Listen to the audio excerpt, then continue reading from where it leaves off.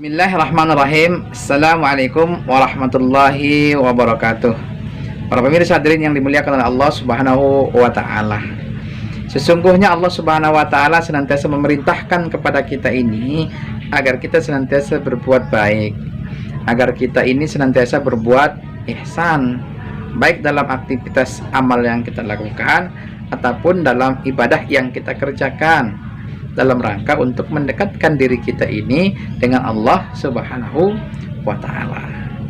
Bahkan di dalam Al-Qur'an itu justru dijelaskan Allah Subhanahu wa taala kepada kita bahwa amal yang dilihat oleh Allah Subhanahu wa taala itu adalah amal ihsan yang kita kerjakan, bukan seberapa banyak justru amal yang telah kita lakukan.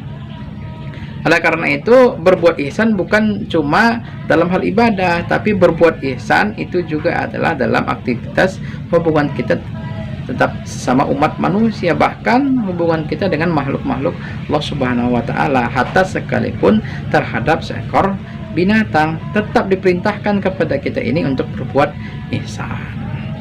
Oleh karena itulah para pemirsa yang dimuliakan oleh Allah, ketika kita menjatuhkan sanksi saja, yaitu hukuman mati bagi seorang pembunuh, itu harus kita tetap berbuat ihsan kepada mereka, diwajibkan kepada kita.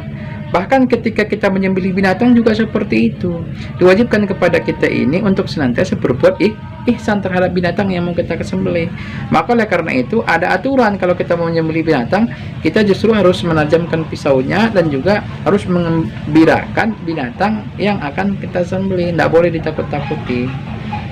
Oleh karena itulah para pemirsa, dalam sebuah riwayat disebutkan oleh baginda Rasulullah sallallahu alaihi wasallam, "Innallaha katabal ihsana ala kulli syai', fa idza qataltum fahsinul qitlata, wa idza dzabhtum fahsinuz dzibhata, wal yuhidda ahadukum safratahu wal yurih dzabihatahu."